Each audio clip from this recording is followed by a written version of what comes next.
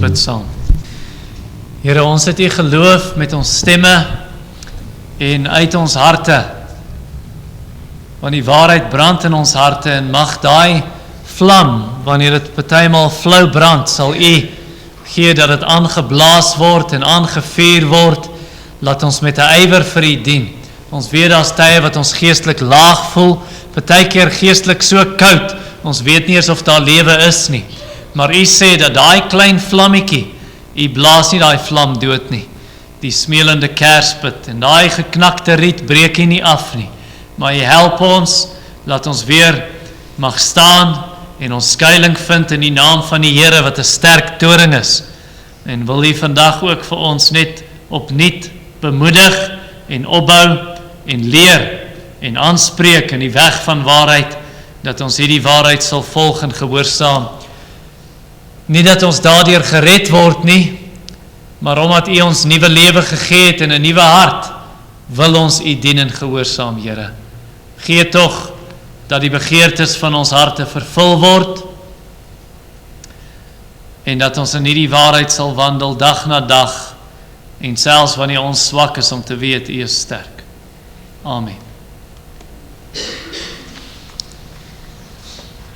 Jy kan jou Bybel oopmaak by Lukas hoofstuk 17 vers 11. Hoe moet jy reageer op wat Jesus vir jou doen?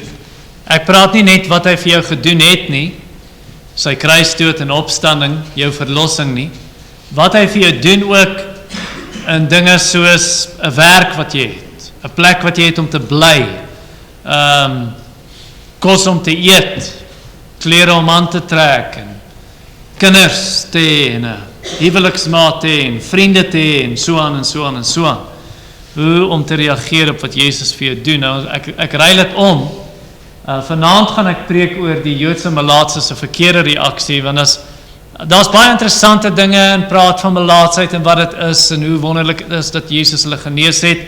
Maar ek dink vanoggend is meer van pas om te kyk hoe moet ons reg reageer, veral wanneer ons dink aan die dankoffer wat ons net nou gaan opneem. Wat is die Bybelse reaksie? Wat is die reaksie wat Jesus wil hê?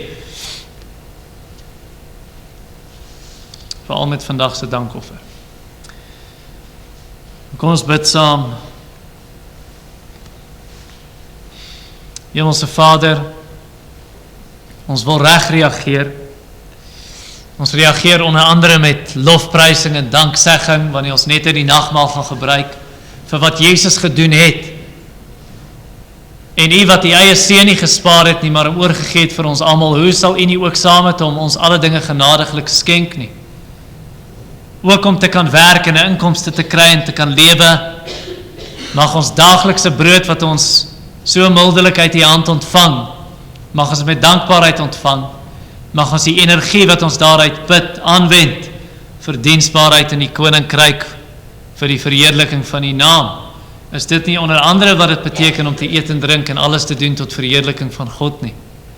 Wil U vandag die woord vir ons oopmaak en laat U woord nie ledig terugkeer nie, nie leeg nie, maar bereik die doel wat U wil bereik deur die woord vandag, Here. Vir Christus onthalwe vra ons dit. Amen. So ons teks is Lukas 17 vers 11. Nou hier's Jesus en op sy reis na Jerusalem het hy deur Samaria en Galilea gegaan. En toe hy by 'n sekere dorp ingaan, kom 10 melaatse manne hom tegemoet wat op 'n afstand bly staan het. En hulle het hulle stem verhef en gesê: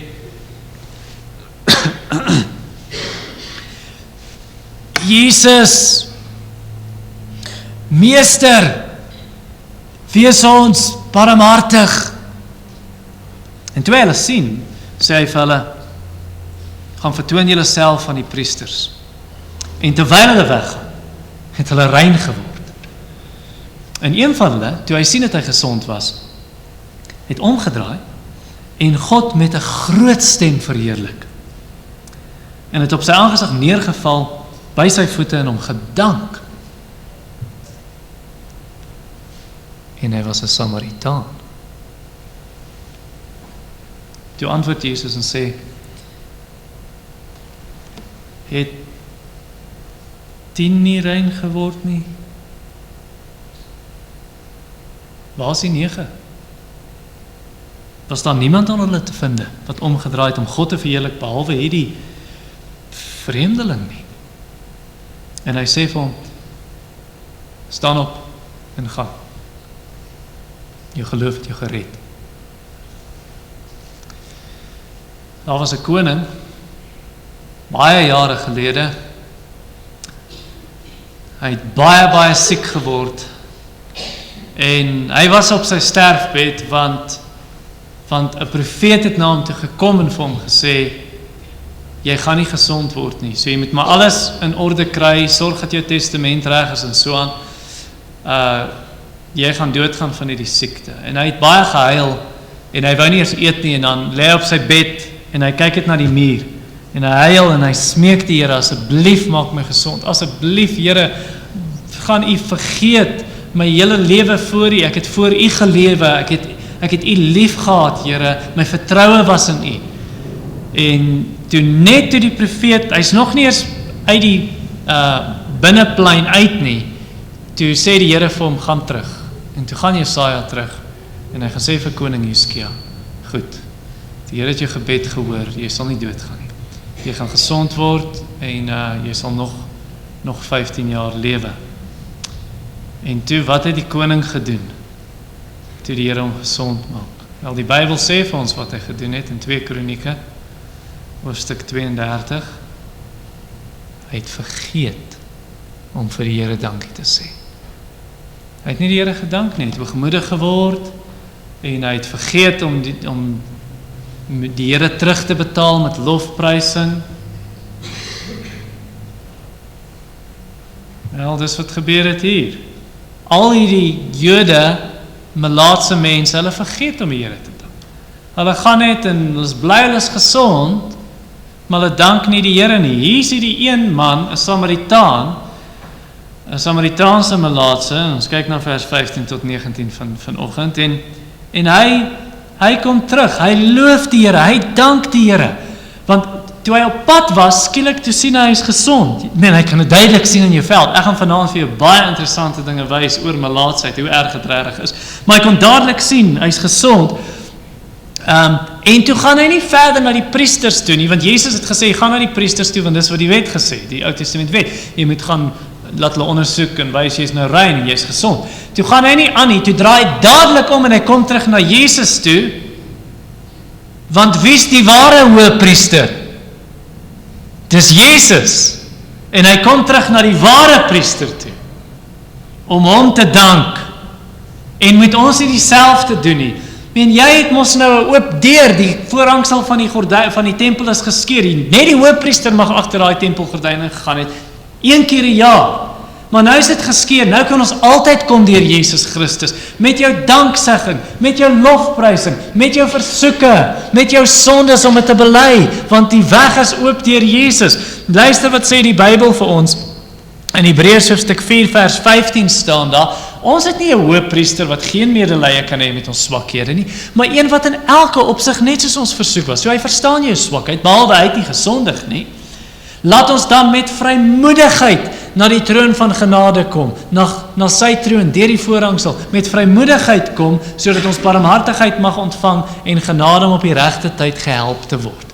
En so kom ons na Jesus. Hebreërs hoofstuk 7 leer vir ons, in vers 25 en 26, daarom kan Christus ook volkome red, die wat deur hom tot God gaan, omdat hy altyd leef om vir hulle in te tree. Jy sien, jy kan nie altyd deur die priester in die Ou Testament gaan nie, want hy gaan dood, nou is daar 'n nuwe priester, nou moet jy na hom toe gaan, laat hy nou vir jou intree, dan gaan hy dood, maar Jesus het opgestaan, hy lewe, en ons kan deur hom na die Vader kom, want so 'n hoëpriester was vir ons gepas, Jesus wat heilig is, onskuldig, onbesmet, afgesonder van sondaars, wat hoër as die hemele geword het, en ons kom deur die bloed van Jesus Christus, deur sy kruisdood, kom ons met vrymoedigheid.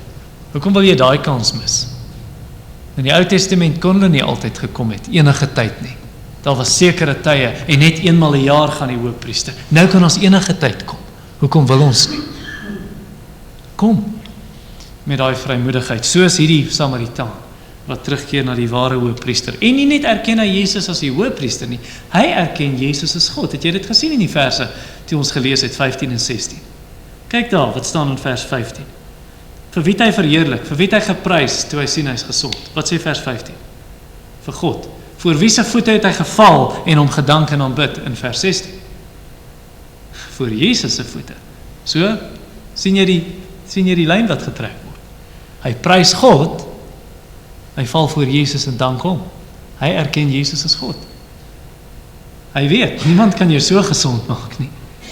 Hierdie is die Seun van God.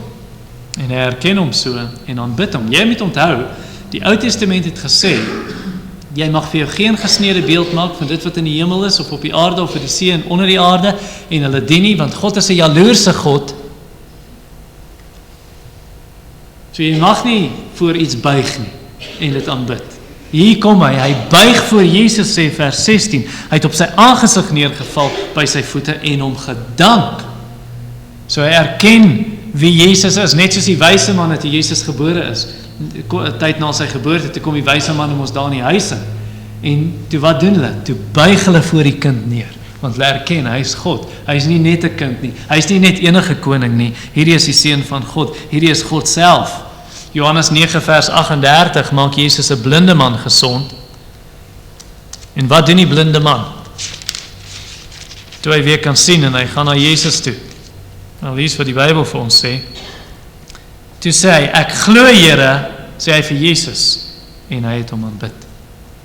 En dis dieselfde wat hierdie Samaritaanse melaatse man doen. Hy buig voor Jesus, hy aanbid hom. In Openbaring 4 vers 11 lees ons van al die skepsels, ons lees spesifiek van die 24 ouderlinge, hulle het goue kroone op hulle koppe, hulle haal dit af, hulle gooi dit voor sy voete neer, hulle buig voor die troon en hulle aanbid hom. En dis wat hierdie Samaritaanse man doen, hierdie melaatse wat nou gesond geword het. Hy buig voor Jesus se voete, hy aanbid hom.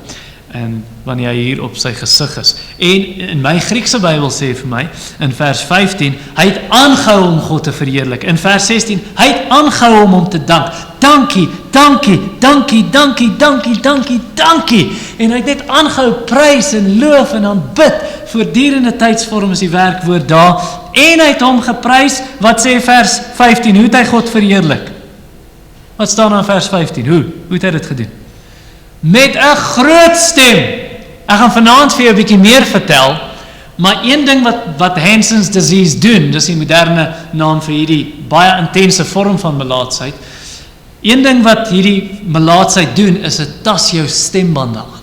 En jou stem, het jy gehoor toe ek gelees het, toe ek gemaak het of ek die melaatses is, Jesus, hulle moes met 'n harde stem roep, hoekom? Want hulle het nie meer 'n stem oor nie, dis 'n rasperagtige klank wat hier uitkom, 'n rasper stem, jy kan nie hard praat nie, jou stembande word so aangetas. En vir die eerste keer in 'n baie lang tyd kan hierdie man weer met 'n harde stem praat. En hy verheerlik God met 'n groot stem. Hy het 'n nuwe stem, hy's genees. Dis hoe hy die Here prys. Wat het hy in vers 12 gedoen, saam met die 10 melaatses? Hulle het op 'n afstand gestaan. Ek gaan vanaand vir jou vertel hoekom. Hulle het op 'n afstand bly staan en Jesus geroep, help ons asseblief. Wat doen hy? Dieselfde man in vers 16. Hy staan nie meer nie. Hy's op sy gesig. Hy's nie meer op 'n afstand van Jesus nie. Hy's by sy voete. Hy's 'n nuwe man. Hy's 'n gesonde man. En sy lofprysing is nie ligsinnig nie. Wat 'n tipe lofprysing is hierdie? Wel, net die feit dat hy by Jesus se voete val, op sy gesig is, dit sê hy kom in aanbidding en in vrees en in hierdie heilige liefde, wat Psalm 2 vers 11 sê was waar van hom. Psalm 2 vers 11 sê, dien die Here met vrees, juig met bewing. So hy het blydskap, maar hy het vrees, want hy weet wie hierdie is.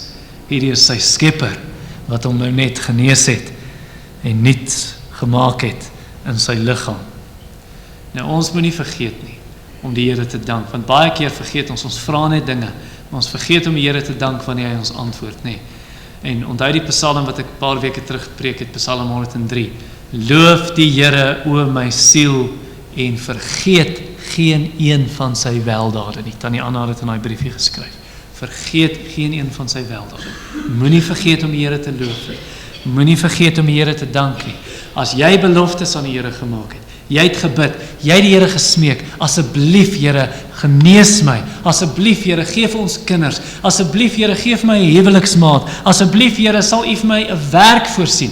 En as die Here daai gebede beantwoord het, en jy het vir die Here beloof, Here, as U my antwoord, as U vir my hierdie dinge gee, ek beloof, ek maak 'n gelofte aan die Here, dat ek sal vir mense vertel van wat U vir my gedoen het. Here, ek sal van U getuig. Here, ek sal U meer getrou dien en sorg dat ek meer saam met die gelowiges kom en dat ek nie die byeenkomste versaak nie, maar ek sal hier kom prys saam met ander Christene. Ek sal dit weer opneem om naby U te wandel, Here. Ek sal my kinders sonnaarskool toe bring. As jy daai beloftes gemaak het en die Here antwoord jou, moenie vergeet om jou beloftes te hou nie. Moenie vergeet om na te kom wat jy aan die Here beloof het nie, want dit gebeur so maklik dat ons 'n belofte aan die Here maak en die einste gawe wat hy vir ons gegee het, Here, asseblief gee vir my kinders, dan is dit daai kinders wat nou die verskoning word vir ons om weg te bly van die Here af, om nie saam met sy kinders te kom nie. O nee, ek kan nie daar wees nie en ek raak net meer en meer ongereeld en ontrou. Hoekom? Want my kinders is die wat my uithou. In plaas daarvan dat dit God se gawes is, dat die gawe my nie weghou van die gewer nie. Of jy beloof daai ding van die Here voorsien vir my werk, of voorsien in my finansies, dan doen die Here dit, dan is dit die werk wat jou weghou van die byeenkoms van gelowiges of van die Here af. Moenie dat dit gebeur nie.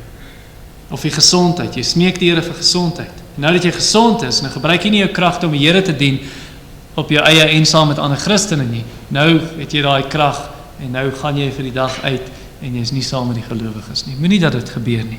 Moenie vergeet om die Here te dank nie. Prys die Here, dank die Here, loof die Here, deur die liede wat ons sing, deur ons lofsang, deur jou getuienis om vir ander te vertel wat die Here gedoen het in jou lewe, soos Tannie Anna hier geskryf het, en Bernard en Anneke se lofprysing en danksegging, in jou gebede, dank die Here, in die dankoffer vandag, wanneer ons gaan gee, bydra vir die Here se werk, gee en sê, Here, dankie dat U my krag gegee het om te werk, om 'n inkomste te verdien. Psalm 50 vers 23 sê, die een wat dank as sy offer bring, eer my, sê die Here. Nou jy weet, as jy hier was, 3 weke terug, toe ek gepreek het die Vrydag aand, by ons uitreik met die dwelms en so, toe ek gepreek het uit Johannes 4, oor die Samaritaanse vrou by die put en die Sondag weer, sal jy onthou dat die Jode gesê het, Samaritane is onrein basters. Want die Samaritane het ondertrou met afgode dienaars, met ander volke wat nie vir die Here aanbid het nie, maar afgode aanbid het, en jy kan daarvan lees in 2 Konings 17. So hulle het ondertrou met hierdie mense, en nou is hulle nie volbloed Jode nie. Hulle is half Jood, hulle is pastors. En hulle is onrein, so die Jode hulle beskou.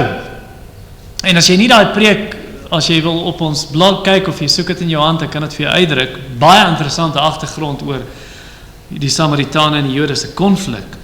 Maar Jesus byvoorbeeld, toe Jesus met daai Samaritaanse vrou praat in Johannes 4 vers 9, dan sê dit, sy was verbaas dat hy nou met haar praat, want hy's 'n man, en mans praat nie met vroue in die publiek nie, en hy's 'n Jood en sy's 'n Samaritaan, en hulle deel nie eers dieselfde eetgerei nie. Jy drink nie uit 'n beker wat 'n Samaritaan uitgedrink het nie. Dit maak jy onrein, seremonieel en godsdienstig, so hulle deel nie met Samaritane nie. En as jy nou iemand wil sleg sê, dan noem jy hom 'n Samaritaan. Dis wat hulle byvoorbeeld met Jesus gedoen het. In Johannes 8 vers 48 sê hulle vir Jesus, het ons nie vir jou gesê jy's 'n Samaritaan en jy het 'n duiwel in jou? So hulle noem hom 'n Samaritaan want hulle wil sê jy's onrein. Nou hierdie man, die melaatse wat gesond geword het in ons teks, en wat terugkom om dankie te sê, hy is nie 'n Jood nie, 9 van hulle is, maar hierdie 10de man, hy is 'n Samaritaan, en sy volk het hom afgesny. Sy eie mense het gesê, jy's onrein, jy's so onrein, ons stuur jou weg na die haatlike Jode toe. as gevolg van hierdie siekte, melaatsheid. Want jy is onrein, nommer 1, want jy is melaats, maar nommer 2, jy gaan nou maar met die Jode gaan meng, want ons beskou hulle as onrein, en hulle stuur hom soontoe, en jy kan sien in vers 16, sê dit aan die einde, hy was 'n Samaritaan, so daar sien jy die hele ding, en hoe hy saam met die Jode is. Nou ons weet, Jesus het gekom, heel eerste vir die Jode. Hy het nogal gesê vir sy disippels, in Matteus 10 vers 5, gaan preek nou. Maar julle gaan nie na Samaritaanse dorp nie, julle preek nie daar nie. Eers die Jode. En geen heidene nie, net die Jode. En toe, later, toe is daar 'n vrou wat na Jesus toe kom, en sy smeek hom, maak my dogter gesond asseblief, maar sy is nie 'n Jood nie, sy is 'n Kanaaniet. En Jesus sê vir haar, ek het gekom vir die verlore skape van die huis van Israel. So Jesus het eers gekom vir die Jode, en toe later, aan die einde van Matteus, voor Jesus opvaar, dan sê hy, gaan hy na al die nasies toe. So hy het gekom vir Jode, maar hy het gekom vir Samaritane ook, want hier is 'n Samaritaan in vers 16. En hy kom vir hierdie man, en hy red hom in vers 19. En, toe Jesus opvaar, toe sê hy vir sy disippels, en wanneer die Heilige Gees oor julle kom, sal julle krag ontvang, en julle sal my getuies wees waar? Jerusalem, Judea, Samaria, en tot in die uithoeke van die wêreld. So Jesus het gekom vir Samaritane ook, en hy wys dit hier. Nou hier sien die Jode, hierdie 9 melaatses. In vers 14 sê Jesus, gaan nou weg, gaan na die priesters toe, soos Levitikus 14 sê, gaan na die priesters toe en gaan wys vir hulle, laat hulle nou kan sien, is julle rein? Ja, hulle is rein, het hulle rein geword op pad, nee. Wat doen die Jode? Hierdie Jode gaan, die Samaritaan is die enigste wat omdraai, so die Jode hou die wet uiterlik. Hulle is godsdienstig uiterlik, maar hulle godsdienst is net uiterlik. Daar's niks in die hart nie. Hulle verteenwoordig eintlik die res van die Joodse volk, nie net toe nie, maar selfs vandag, die oorgrote meerderheid, dat daar's hierdie uiterlike godsdienst van ons moet die wet hou, ons moet lewe volgens die wet van Moses, maar daar's niks innerlik nie, die Samaritaan het dit innerlik. Want uiteindelik sien jy die Jode, ja, hulle doen wat die wet sê, gaan na die priesters toe, en uiteindelik, hulle godsdienst is so uiterlik, en so nie innerlik nie, op die einde kruisig hulle Messias. Wat gesê word in Psalm 106 vers 13 is ook waar van hierdie geslag gewees. Psalm 106 vers 13 lees ons, maar hulle het gou sy werke vergeet. Die Here het al die wonderwerke gedoen in die woestyn. Manna uit die hemel, kwartels in hulle massas, water uit 'n rots, hy het hulle deur die Rooi See gelei. 'n wolkkolom, 'n vuurkolom, die wolkkolom gee lig, skaduwee in die warm woestyn, koelte, en dit lei hulle op die pad, en die vuurkolom gee lig in die aand en hitte in 'n koue woestynnag. Al die plaat hulle gesien in Egipte. Maar hierdie teks sê hulle het gou sy werke vergeet. Hier is die melaatses, dieselfde. Jesus doen 'n wonderwerk. Hulle is gesond van 'n dodelike siekte. En vanaand sal jy al daai detail hoor. 'n dodelike siekte. Hulle is genees. Maar hulle het gou sy werke vergeet. Ons moet net die wet uiterlik hou. Daar's niks in die hart nie. Hier is hierdie Samaritaan. Hier is heidene. Mense wat nie Jode is nie. Half Jode, pastor Jode, nie Jode. Van die heidene. En wat doen hy? Daar's vreugde in sy hart, daar's aanbidding in sy hart, daar's godsdienst in sy hart, daar's 'n nuwe hart, daar's lofprysing, daar's danksegging. In vers 18 was daar niemand onder hulle te vind wat omgedraai het om God te verheerlik, behalwe hierdie vreemdeling nie. Net hierdie een vreemdeling. Matteus hoofstuk 8 vers 10 maak Jesus 'n Romeinse soldaat se slaaf gesond. En toe Jesus dit hoor van hierdie man wat hierdie Romeinse soldaat sê, het hy hom verwonder aan sy volgelinge gesê, voorwaar ek sê vir julle, selfs in Israel het ek so groot geloof nie gevind nie. Hierdie nie Jood, hierdie Romein het groter geloof as die Jode, wat die uitverkore volk is, die godsdienstige volk. In Matteus 15 vers 28 lees jy van daai vrou wat ek net na verwys het, die Kanaanitiese vrou. En Jezus maak haar dogtertjie gesond. En Jezus antwoord en sê vir haar, o vrou, groot is jou geloof. So die heiden het geloof, die Samaritaan het geloof, die Kanaaniet het geloof, die Romein het geloof, maar die meeste Jode het nie. Al is hulle die godsdienstige, uitverkore volk. God seën ons baie aan, hè. Sjoe, die Here is goed vir ons.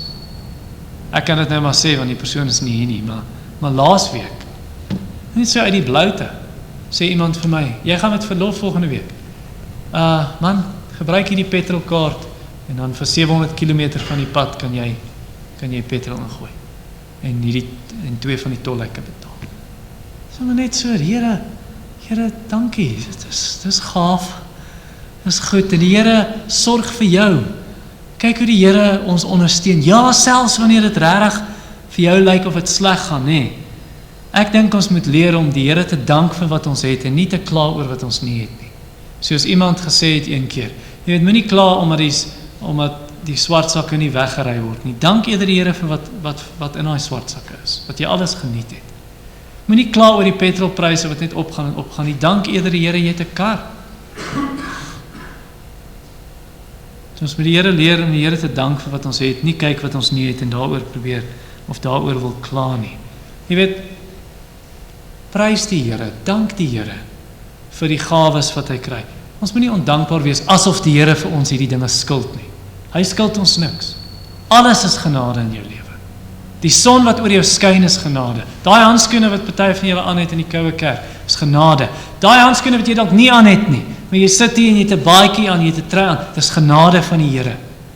Jy haal asem, jy kan loop, jy het sintuie, jy sien, jy hoor, dis genade van die Here dat hy hierdie dinge aan ons geskenk het. Ons verdien dit nie, ons moenie lewe asof ons dit verdien nie. En ons samelewing help ons nie baie nie. Dis hoekom ons hierdie nodig het. Dis hoekom ons hierdie nodig het, die woord van God, om ons te herinner.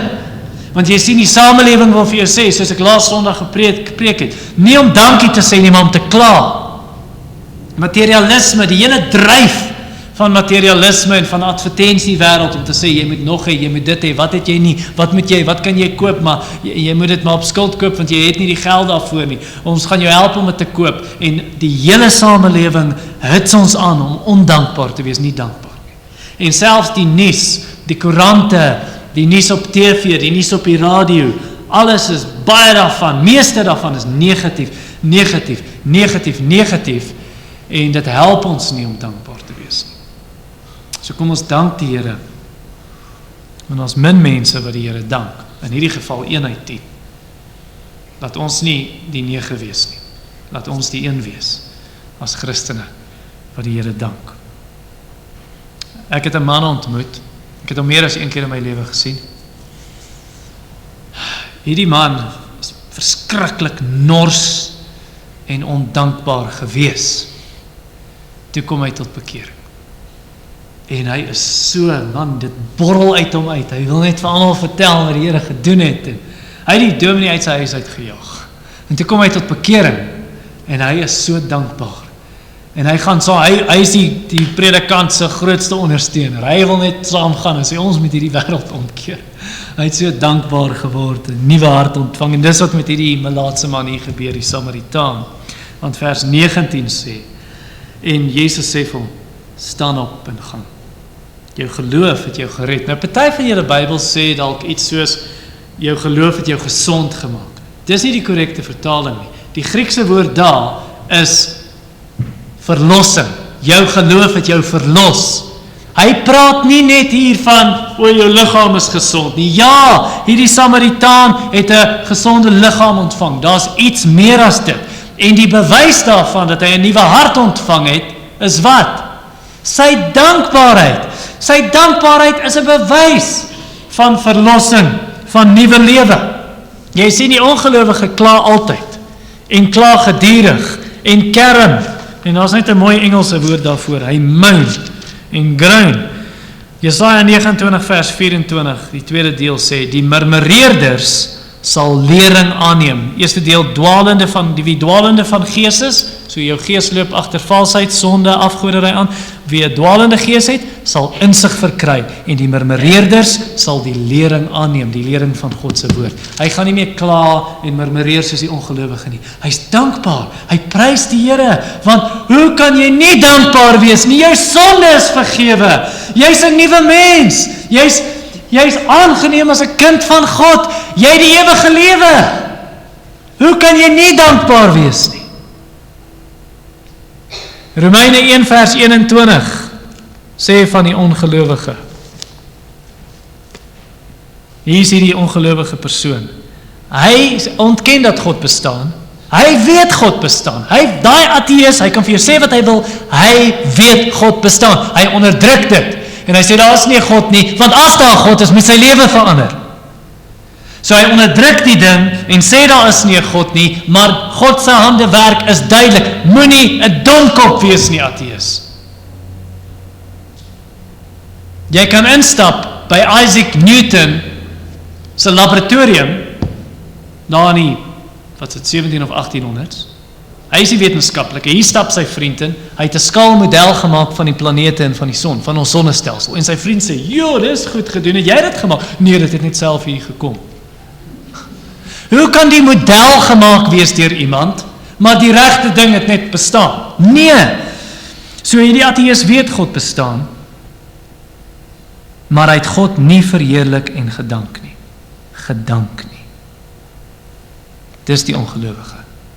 Hy dank nie. Hoe kan hy dankbaar wees? Daar's niemand vir wie hy kan dank vir die reën nie, want hy erken God nie. Dis hoekom hy ondankbaar is. Hy erken God nie. Filippense 2 vers 14 is 'n baie interessante teks. Ons ken die teks. Die teks sê, doen alles sonder murmurering of teespraak. Doen alles sonder om te kla. Wat doen Paulus met daai vers? Het jy gesien die vorige vers gaan oor verlossing? Die vorige vers sê, werk jou eie heil uit met vrees en bewering, vers 12 se tweede deel, dan vers 13, want is God wat in jou werk om te wil, sowel as om te werk na sy welbehaag. So vers 12 en 13 gaan oor verlossing, vers 15 gaan oor jou getuienis as 'n Christen, jy moet jou lig skyn soos sterre in hierdie wêreld, met julle lig skyn, Christene. Hoekom op aarde sit Paulus 'n versie soos, moenie kla nie, oor niks, moet oor niks kla nie, tussen twee verse oor verlossing en jou getuienis as Christen? Want as jy kla, gaan jy nie effektief jou verlossing uitwerk en volhard in die weg van verlossing nie. As jy kla, gaan jy nie 'n effektiewe Christen getuienis hê nie. Want jy is net soos die wêreld wat kla oor alles, oor e-tolling, petrol, oor ons regering, oor die stakings, oor die misdaad. Kla, kerm. Nee. Christen is anders. Die Christen kyk waarvoor kan hy dankbaar wees. En hy prys die Here daarvoor. Judas vers 16 sê, die vals leraars, hier is 'n kenmerk van vals leraars, hulle is murmureerders, hulle kla. Ons moet nie so wees nie. Hier is hierdie melaatse man, hy het 'n rein hart ontvang, nie net 'n gesonde liggaam, 'n rein liggaam, nie net dit nie. Hy het 'n nuwe hart ontvang. En Jesus sê dit in vers 19, jou geloof het jou gered, en dan sê Jesus, gaan huis toe, gaan, staan op en gaan, waartoe gaan hy? Hy gaan terug na sy mense toe, hy gaan terug Samaria toe, en ek twyfel nie eers nie, hy gaan vir hulle vertel wat Jesus vir hom gedoen het, en van sy nuwe lewe wat hy ontvang het, nie net 'n liggaam nie, maar 'n nuwe hart. Hy gaan sê en deel. Nou kom ek sluit af hiermee. Meet jou eie redding hier aan. Hoe dankbaar is jy? Dis 'n aanduiding van gered of nie gered nie. Of baie ver weggedwaal van die Here. Hoe dankbaar is jy? Druk jy jou dankbaarheid uit tot die Here? Of is jy iemand, as jy eerlik is met jouself en met die Here om te sê, ek kla konstant. En mense vermy my dalk. Hulle wil nie in die teenwoordigheid van iemand wees wat altyd kla nie. Of wys jou lewe, jy's iemand wat die Here gereeld dank, deur lofsang. Jy sing tot die Here. in jou stilte tyd en nie saam met ander gelowiges. Jy dank hom in jou gebede. Jy dank hom deur gereelde bydrae vir die Here se werk. Jy gee nie omdat daar wet jou opgelees nie. Jy gee want jy het hom lief. Jy gee wanneer ons hierdie offergawe opneem. Jy gee want jy wil hom dank vir al sy goedheid en guns aan jou. Jy moet leer as 'n Christen. Hierdie is die opdrag van die Here. Moenie soos daai 9 melaatses wees, die Joodse melaatses. Hulle het net die Here se gawes gekry. Hulle is net bly vir wat hulle kom net na Jesus vir wat hulle van hom kan kry. Maar hierdie Samaritaanse melaatse het nie net gekyk wat kan ek van Jesus kry en ek's bly daaroor nie.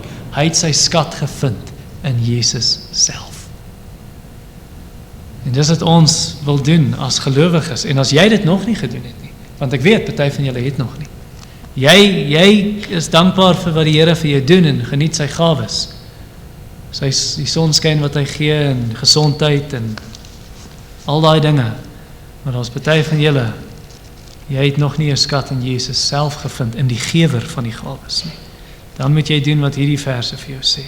Matteus 13 vers 44 sê, die koninkryk van die hemel is soos 'n man wat 'n skat ontdek op 'n stuk grond. Hy gaan verkoop alles wat hy het. Hy gaan daai stuk grond koop. Dus die koninkryk van die hemel is soos 'n man wat 'n baie duur parel ontdek. Hy sal alles verkoop wat hy het. Hy moet daai parel koop. Jy moet Christus kry as wins, sê Paulus in Filippense 3 vers 7 tot 9. Hier is die woorde van Paulus self. Hy het al daai dinge wat hy gehaat het, nie, hy het gedink, hierdie dinge is wonderlik, kyk my godsdienstige lewe, of kyk wat ook al jy dink jy het. Nee wat. Paulus sê, maar wat vir my wins was, dit het ek om Christus wil as drek beskou. Dis net gemors. Ja waarlik, ek ag ook alles as skade, om die uitnemendheid van die kennis van Christus Jesus, my Here, ter wille van wie ek alles prys gegee het, en as drek beskou, om Christus as wins te verkry. Dis wat ek soek. Hy is alles, hy is die lewe. As ek net in hom gevind kan word, nie met my geregtigheid wat uit die wet is nie, ek het goed gedoen, nou skoor ek punte, nee, maar met die geregtigheid wat deur die geloof in Christus is, die geregtigheid wat God gee as 'n gratis geskenk, deur geloof. Kry dit, jou lewe sal omgekeer word. So dank die Here, ons gaan nou die offergawe opneem. Dank die Here, loof die Here, prys hom, aanbid hom wat vir ewig lewe, ook deur die dankoffer. Die broers wat die dankoffer opneem, kom asseblief vorentoe.